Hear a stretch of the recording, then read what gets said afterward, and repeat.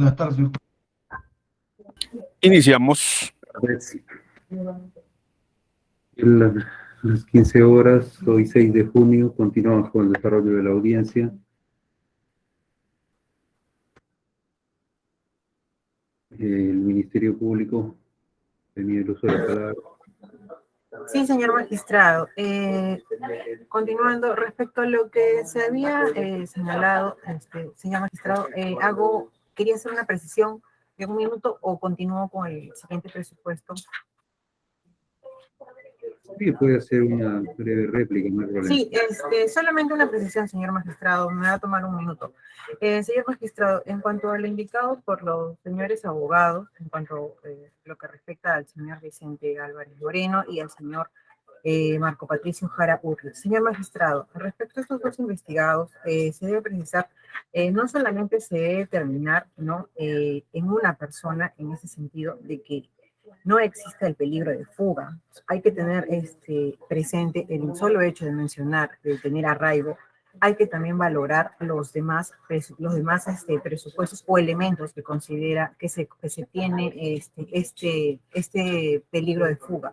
Además, señor magistrado, mencionar que estamos haciendo nosotros resaltar el tema de la gravedad de la pena en ese sentido, por el peligro de fuga y la magnitud del daño causado en el sentido de los hechos ocurridos, tanto en los 4 hechos ocurridos por parte del señor Vicente Álvarez Moreno y en el caso del señor Marco Patricio Jara Urrich, respecto a los 3 hechos señalados en cuanto a ese punto, señor magistrado, ¿no?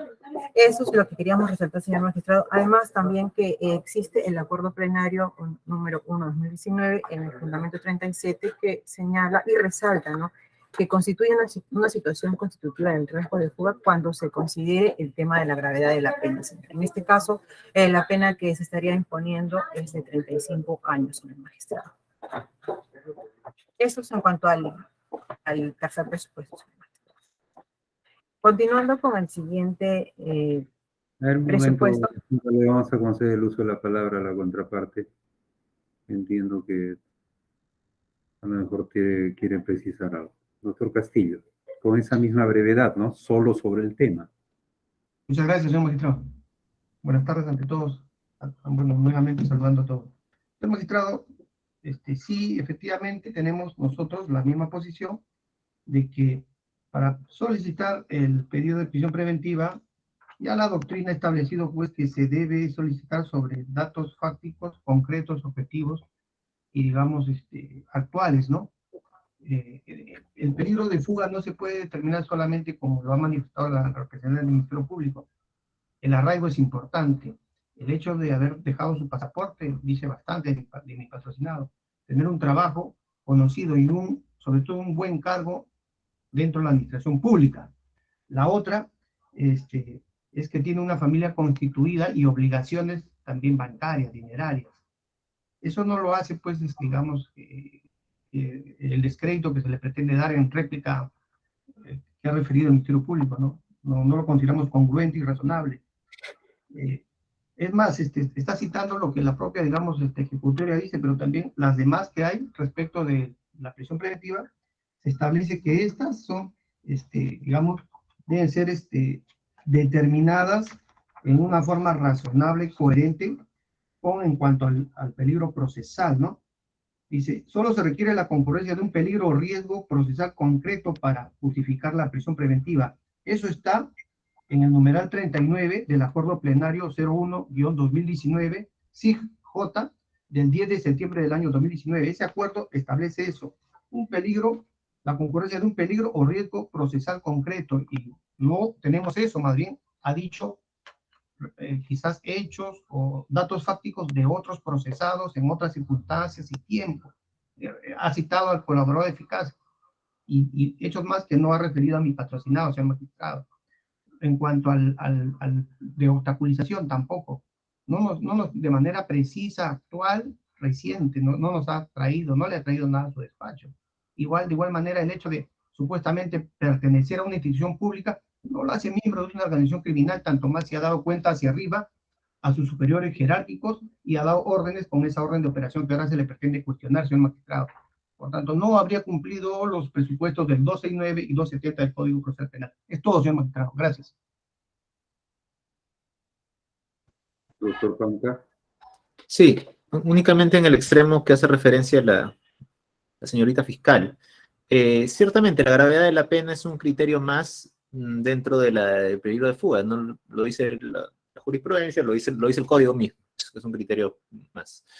Pero naturalmente es un criterio que debe analizarse de manera convergente con el resto de criterios para la imposición de una medida cautelar tan grave como la prisión preventiva. Esta defensa considera que el estándar que se requiere para la imposición de la prisión preventiva es el estándar de sospecha suficiente, que está establecido en el acuerdo plenario 2019 en ese extremo, y consideramos que con los datos y objetivos que hemos brindado para justificar los diversos arraigos que hemos oralizado ya en esta audiencia, no se cumple ese estándar requerido de sospecha suficiente. Más aún, sobre qué otros aspectos no sé, ni siquiera me ha hecho mención la señorita fiscal provincial. Uno, sobre el factor tiempo, que es esencial para esta defensa, el factor tiempo desde cuándo se ha requerido esta prisión preventiva, y en la fecha que estamos, no habría ningún acto ni de fuga de mi patrocinado, porque ha permanecido en el Perú desde el año 1999, ni de obstrucción ni de obstaculización, porque ha permanecido aquí, en el Perú, para cumplir, para sujetarse a la acción de la justicia. Además, no ha señalado tampoco nada en el extremo de la respuesta de esta defensa sobre la inexistencia de la individualización que se requiere sobre la obstaculización de la actividad probatoria como un criterio para el peligro de obstaculización. Entonces, en ese extremo, si bien es cierto, la gravedad de la pena es un criterio más para analizar el peligrosismo procesal en el extremo del peligro de fuga, también son otros los criterios que se deben analizar de manera convergente a fin de que su despacho pueda arribar al estándar de sospecha suficiente, que es el estándar que el Acuerdo Supremo establece para penas que tienen en su extremo mínimo 15 años. Y que a criterio de esa defensa no se encuentra acreditado.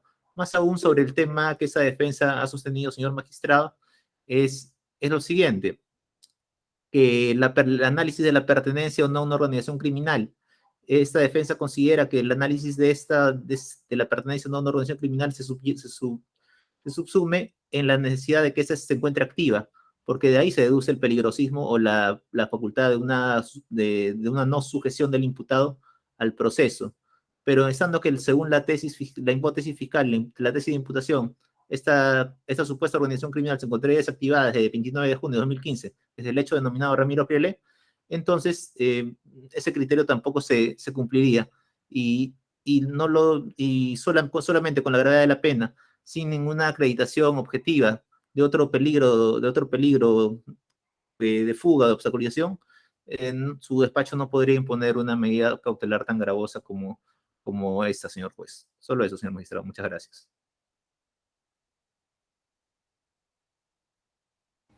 Gracias. Continuamos adelante, el Ministerio Público. Sí, señor magistrado. Voy a continuar con el siguiente presupuesto. Voy a proyectar, señor magistrado, si me permite, por favor. Adelante.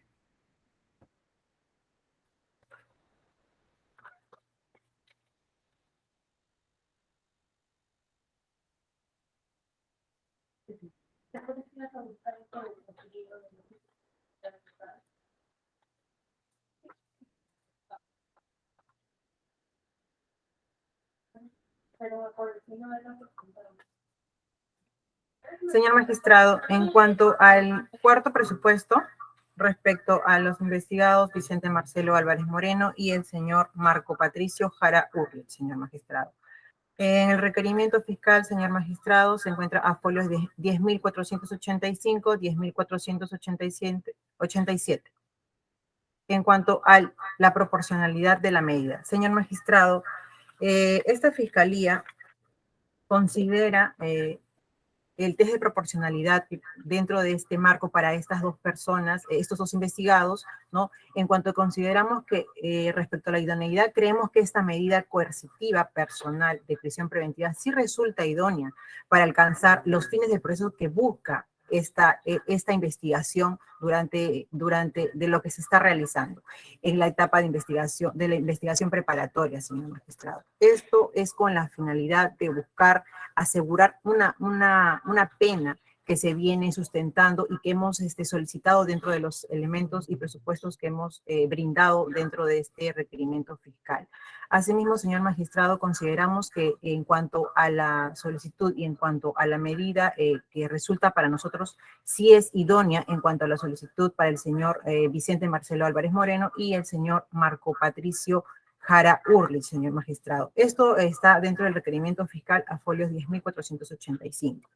En cuanto a por qué es necesaria, señor magistrado, lo que respecta al señor Vicente Marcelo Álvarez Moreno y el señor Marco Patricio Jara Urlich. Señor magistrado, a folios de requerimiento se encuentra a 10.486.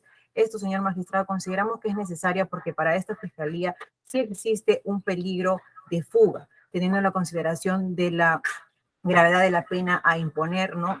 Los 35 años que está considerando esta fiscalía. Asimismo, el grado de obstaculización que se ha mencionado por el tema del colaborador eficaz que ya ha brindado información y el grado en cuanto a los efectivos, estas personas como miembros policiales podrían influir en otros coinvestigados, así como testigos que aún se encuentran brindando información como entre otros, señor magistrado, lo cual también consideramos que es necesaria en la condición que ellos se encuentran de co-líder dentro de esta organización criminal.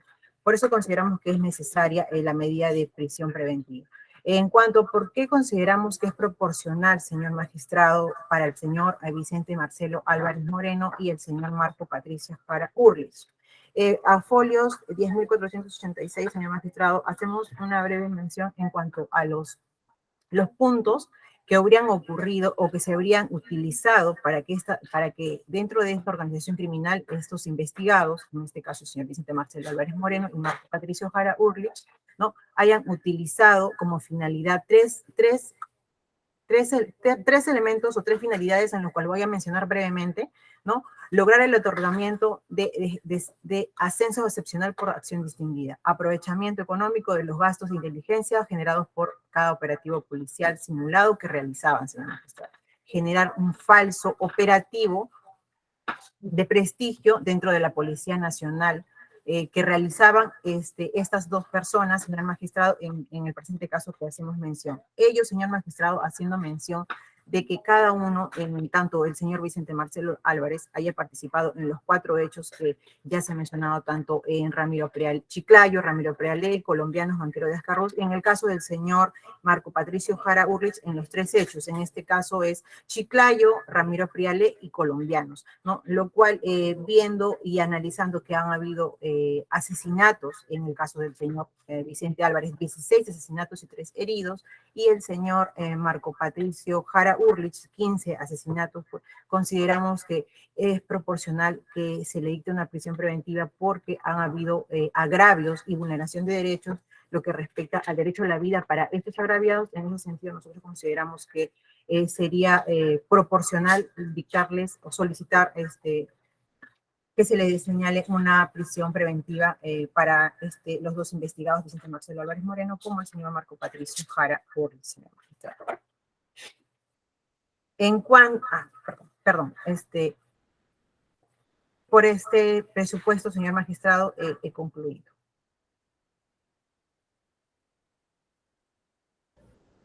Sobre lo del plazo también, doctora, por favor.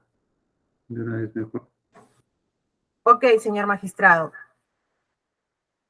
Sí, señor magistrado. En cuanto al quinto presupuesto y en el plazo, señor magistrado, tenemos en consideración que esta fiscalía está solicitando el plazo de 36 meses, ¿no? Para el señor Vicente Marcelo Álvarez Moreno y el señor Marco Patricio Jara Urlich. Señor magistrado, existe la disposición 65, ¿no? De fecha 26 de enero del 2022, en los cuales se ha solicitado y se han dispuesto ciertos actos de investigación en lo cual ya se han programado y se encuentran pendientes, señor magistrado. Esto, señor magistrado, teniendo en cuenta que son 7 hechos de los cuales está dentro de esta organización, ¿no? Como se ha mencionado, Ramiro Prealé, los colombianos, Banqueros de Ascarrús, Chiclayo, y asimismo se está pendiente que se emitan los informes periciales de reconstrucción de los hechos de cada uno de estos hechos, señor magistrado, así como que se emitan las pericias balísticas de los hechos colombianos, Banquero de Ascarrús y Ramiro Priale. Señor magistrado, mencionar también que dentro de estos informes que nos emitan a esta fiscalía también se encuentran actos de investigación pendientes, tales como el peritaje de grafotecnia en el hecho Ramiro Priale. También ya se inició la visualización de reportes periodísticos en el caso Ramiro Priale, que ya se han estado llevando a cabo las diligencias y en los cuales, ¿no?, este despacho ya ha iniciado las diligencias en las cuales ya ha comenzado a continuar con la visualización de estos reportes periodísticos, señor magistrado. Además, señor magistrado, consideramos también de que las etapas, ¿no?, procesales que aún todavía faltan llevar a cabo, ¿no?, esto es en la etapa intermedia, así como la etapa de juzgamiento. En ese sentido, señor magistrado, esta fiscalía está solicitando el plazo de 36 meses para el señor Vicente Marcelo Álvarez Moreno y el señor Marco Patricio Jara Urlich, señor magistrado. Eso es en cuanto al plazo, motivo por el cual esta fiscalía solicita que se declare fundado la solicitud de prisión preventiva por el plazo de 36 meses. Muchas gracias, señor magistrado.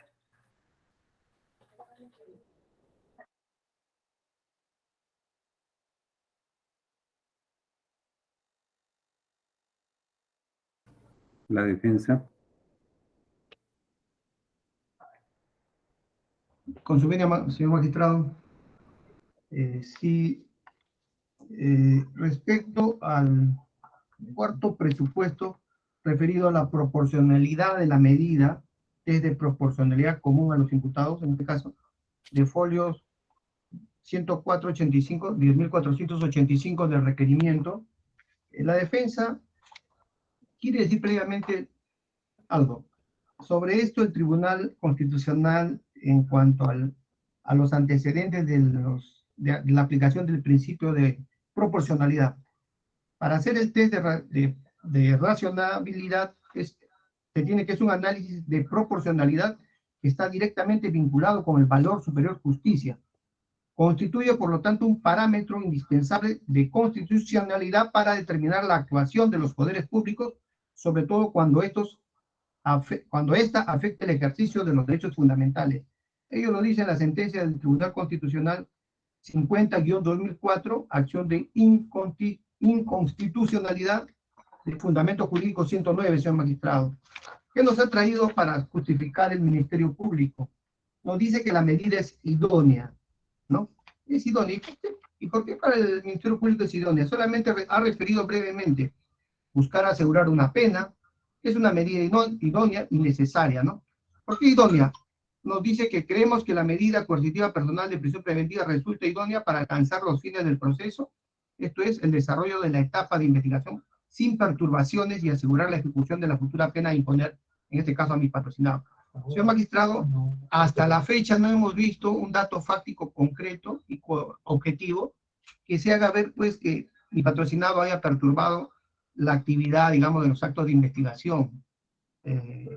Por el contrario, hemos estado participando y contribuyendo en la medida posible de esclarecer estos hechos, y creo que hemos tratado de ser un poco más claros dentro de la participación que hemos tenido en esta diligencia, pero consideramos, pues, que no podría ser idónea, puesto que, conforme lo hemos visto de manera, digamos, lo vemos de manera conjunta, valorando los hechos o la actividad desarrollada por las partes, en este caso nosotros, Fiscalía y Defensa, usted verá que no se cumple, pues, digamos, en el fondo, la pretensión cautelar del Ministerio Público. Consideramos que no resulta una medida idónea, sería dispar y estaría afectando, pues, su derecho a la libertad, y sobre todo la forma como el Ministerio Público en todo momento, y recientemente ha referido presuntamente, ha utilizado el presunto, digamos, la terminología propia que el propio Código Procesal Penal establece respecto a la presunción de inocencia. Y en todo momento el Ministerio Público se ha escuchado la organización criminal destinada a matar, integrada y destinada para matar. Eso deberá valorarse, señor juez, y por eso que consideramos que no es una medida idónea, puesto que no se ha verificado ello en los recaudos que nos ha traído en cuanto a los elementos de comisión, y no generan una sospecha suficiente, ¿no? O fuerte. La necesidad, en el caso concreto, consideramos que no existe otra medida, nos dice, de coerción, no existe. Y ello dice, no existe una medida de coerción personal, de carácter personal, que permita sustituir a la prisión preventiva en el entendido que la intensidad de peligro de fuga, obstaculización de la actividad probatoria son altas en el caso del investigado, mi patrocinado, y el otro coprocesado, ¿no? ¿Y qué nos dice? Nos trae, en este caso, más aún cuando se está investigando datos sumamente graves y la condición de su cargo como co-líder. Creo que el hecho de ser general y dar órdenes conforme al marco legal y proceder conforme también al marco legal y procedimental en una institución policial, no lo puede hacer co-líder, señor magistrado. Eso consideramos, por tanto, que su principio no cumpliría, no se cumpliría para el caso de para restringirle el derecho a su libertad ambulatoria, señor magistrado. El hecho de ser funcionario público y a la fecha en la actualidad no sería, digamos, corroborable o coherente ni razonable, ¿no? Luego, en cuanto a la proporcionalidad, nos dice además que el colaborador eficaz ha aportado, pero como lo hemos visto, no hay una referencia directa respecto a que mi patrocinado haya querido perturbar la actividad probatoria, obstaculizar, o digamos, a los testigos de repente amedrentarlos de otra manera, ¿no? Nada, no ha participado en ningún aspecto que se refiere a este extremo, ¿no?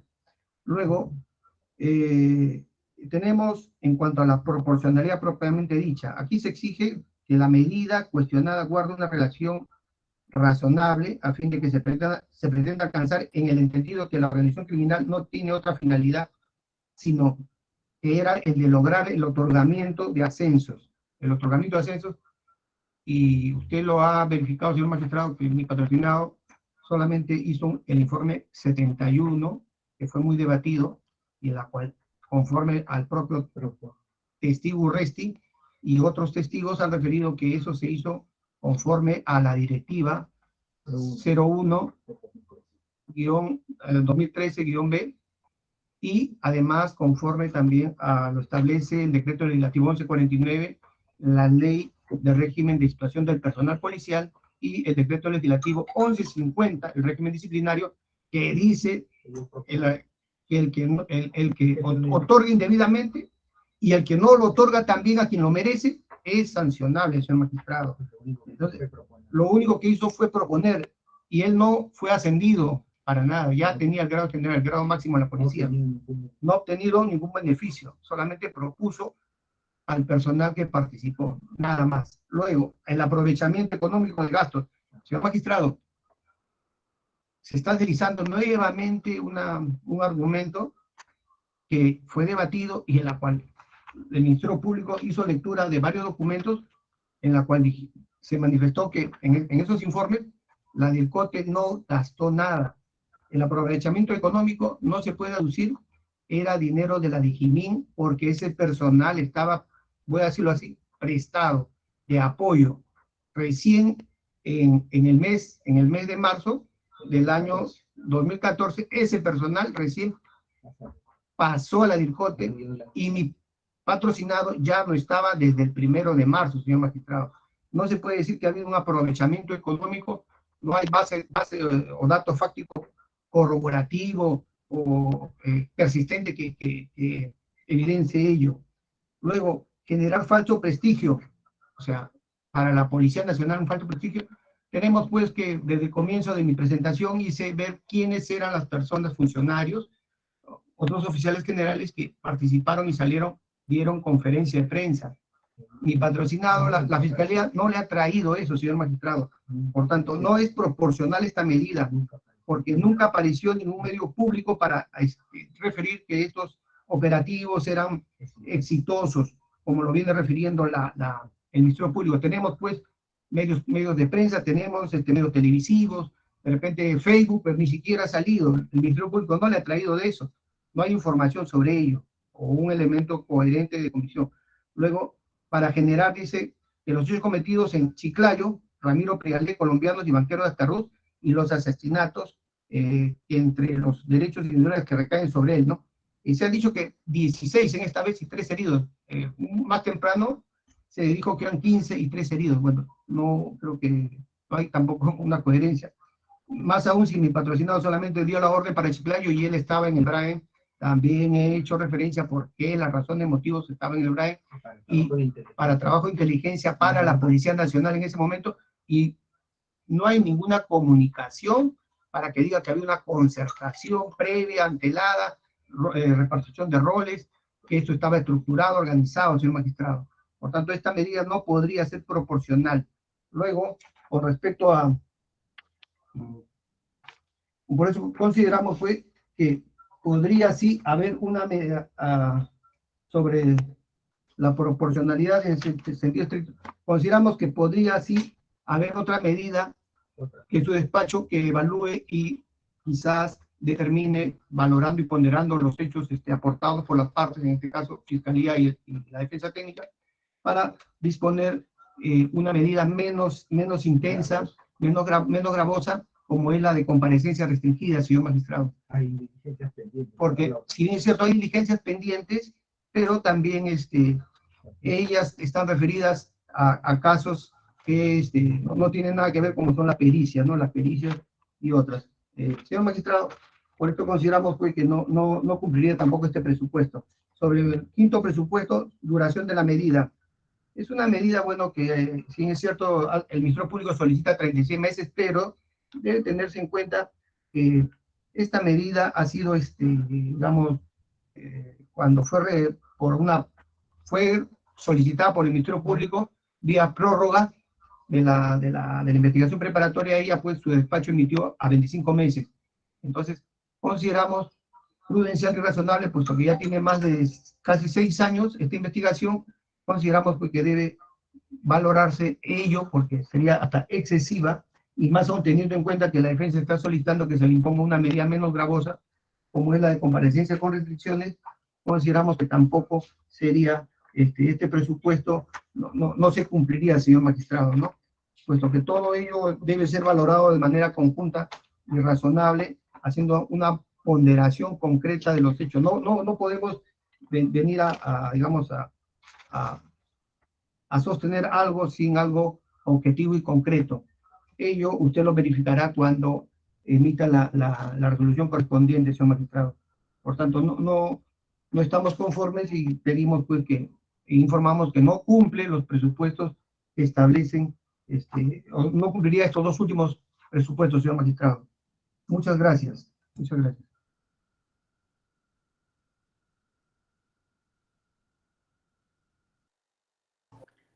Adelante, doctor Angelo Panca. Sí, señor magistrado, muchas gracias. En torno a estos dos presupuestos, primero de ellos, la proporcionalidad de la medida y la duración de la misma, vamos a incidir en 2 acápites de su principio de proporcionalidad en el extremo de lo siguiente.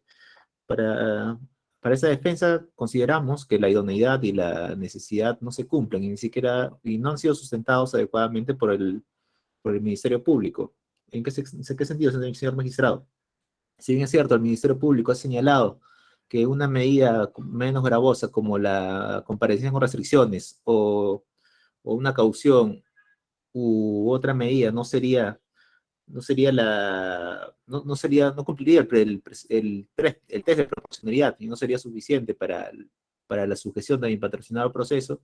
Sin embargo, si bien nos ha dicho eso, no ha señalado por qué razones esas medidas no cumplirían el fin que supone la necesidad, porque su principio de necesidad nos impone analizar por qué razones otras medidas no cumplirían para el caso concreto.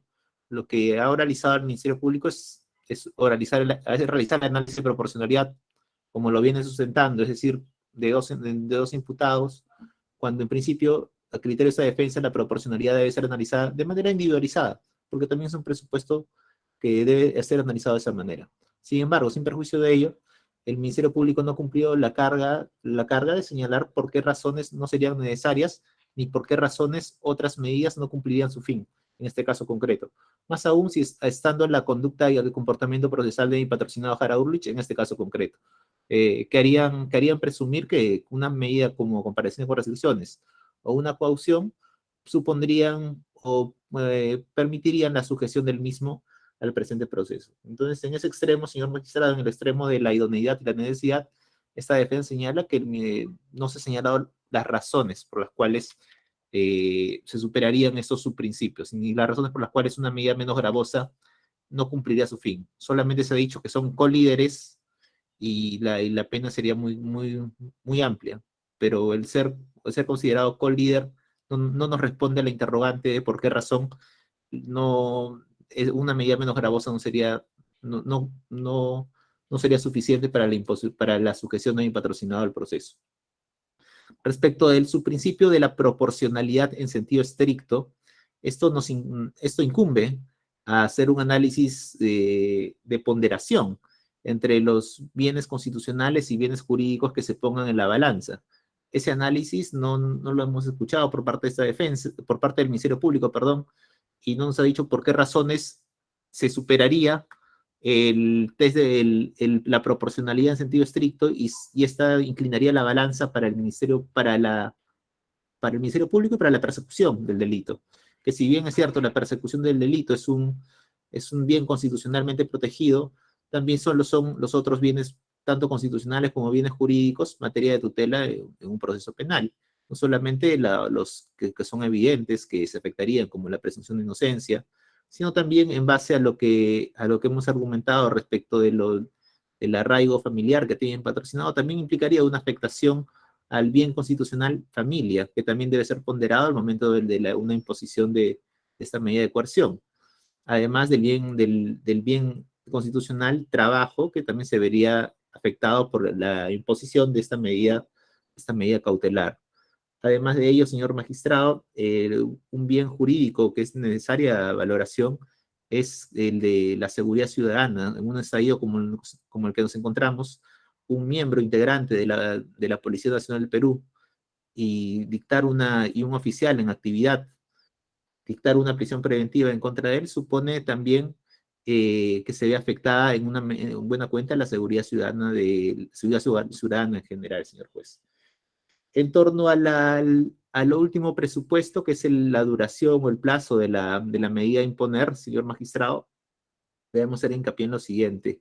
Si bien es cierto, el Ministerio Público nos ha señalado que hay diversos actos de investigación aún por desarrollarse y nos ha señalado en principio que faltarían pericias de balística y de reconstrucción de los hechos. Bueno, muchas de ellas ya se han evacuado, en sí, de pericias de escena del crimen, muchas de ellas ya se han evacuado a la fecha y su judicatura también ha tomado conocimiento de ello cuando se dictó la prórroga de la presente investigación por 25 meses más. Sin perjuicio de ello, las diligencias se vienen realizando con total normalidad se vienen realizando todas las diligencias, sin ningún comportamiento obstruccionista de ninguno de los investigados. Se vienen realizando las visualizaciones de cada uno de los casos, sí, pero debemos señalar también que en los actos de investigación, muchos de ellos lamentablemente, señor magistrado, se suspenden porque el Ministerio Público a veces tiene carga de otros casos. En otra oportunidad había una visualización programada para el caso colombianos, y el Ministerio Público lo suspendió porque tenía una diligencia de una prisión preventiva, y eso sí sucede en muchos casos por la carga que puede tener el Ministerio Público respecto a otros casos. Consideramos que si bien es cierto hay actos de investigación pendientes de realizar, sí, pero no justificarían el plazo, porque lo que debió señalar el Ministerio Público es en principio señalar cuál sería el plazo que quedaría para la investigación preparatoria y cuál para la etapa intermedia y el juzgamiento, y no lo ha señalado. Más aún debemos señalar también que hay actos de investigación que vienen siendo dilatados tal vez por la carga del Ministerio Público, pero que no se viene realizando no por una actitud obstruccionista de la defensa, sino por el propio Ministerio Público. Solo ello, señor magistrado. Muchas gracias.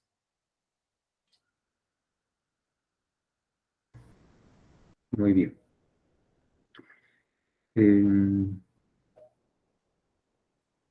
Vamos a avanzar hasta acá. Ya se ha programado la siguiente sesión para el día 14, todo el día. Y también vamos a programar ya para el 21. Para el 21. El 14, luego del dictado de la resolución, continuaremos, calculo yo que serán, no sé, 4 horas, será toda la mañana y en la tarde ya continuaremos con el desarrollo de la audiencia. Entonces, para el 21 también, por favor, ya Señor magistrado, vamos a perdone, anotar. ¿Sí? mi patrocinado desea, digamos, informar también, hacer uso de la palabra. Sí, No sé doctor. si, La siguiente sesión los voy a escuchar si es que desean hacer uso de la palabra. En la siguiente sesión eso será lo último que haya. La que se ha programado para el 14 de junio a las 8:30. Ahí los escucharé. Si es que desean hacer uso de la palabra, tanto. conforme, Y ya programamos también para el 21 de junio, en igual horario, a partir de las 8:30. Señor magistrado, una pregunta. ¿Quiénes serían los otros dos requeridos que seguirían en según el cronograma, por favor? Porque si en horas de la tarde continuamos en mismo, ¿no? Con los siguientes dos requeridos. El Ministerio Público tiene ese dato, es quien está manejando ese dato.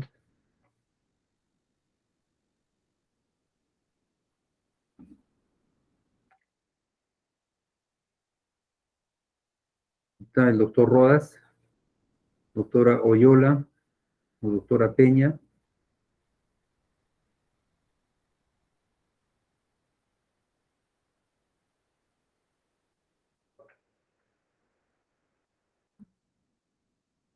Señor magistrado, eh, tenemos programado para el 14 de junio y el 21 de junio, 8:30 horas. Lo que me señala el doctor Rodas, la provincial del despacho, va a ser por la mañana la lectura de la resolución y por la tarde se continúa. No se escucha, señor magistrado. Sí, así es. Por eso, para que nos precise con quién vamos a continuar, para que... Sí. Un minuto, señor magistrado, por favor.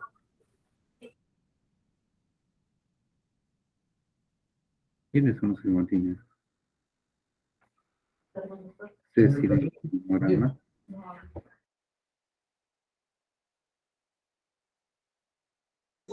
Señor magistrado, en la siguiente sesión continuaría con Chuquisengo Salas y Flores Mejía. Chuquisengo Salas y Flores Mejía. Sí, señor magistrado. ¿Usted, doctor Panca, patrocina a alguien de ellos? No, señor magistrado, no patrocino ninguno de ellos. Ya. A ver, doctor Salinas, ¿quiénes son los abogados de ellos?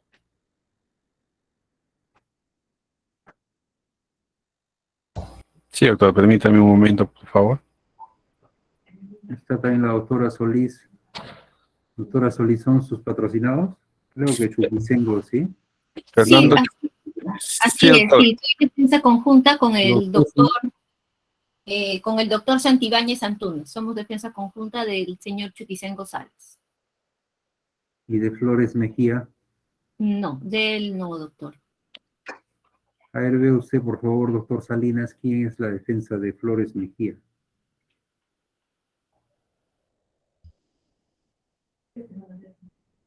señor juez, disculpe, la próxima sesión es el día 14, ¿no? Sí. Doctor, con respecto al investigado Carlos Arístides Flores Mejía, la defensa es el doctor César Hernán Antonio Ruiz Fernández.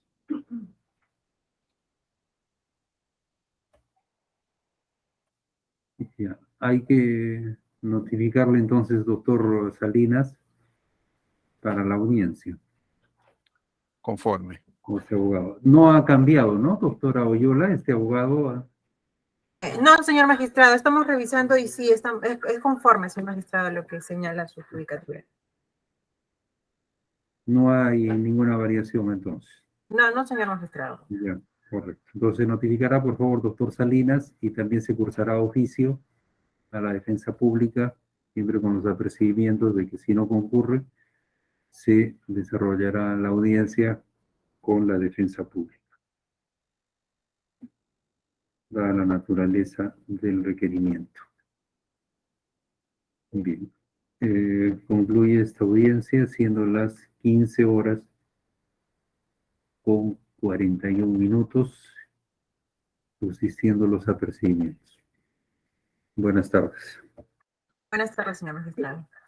Buenas tardes.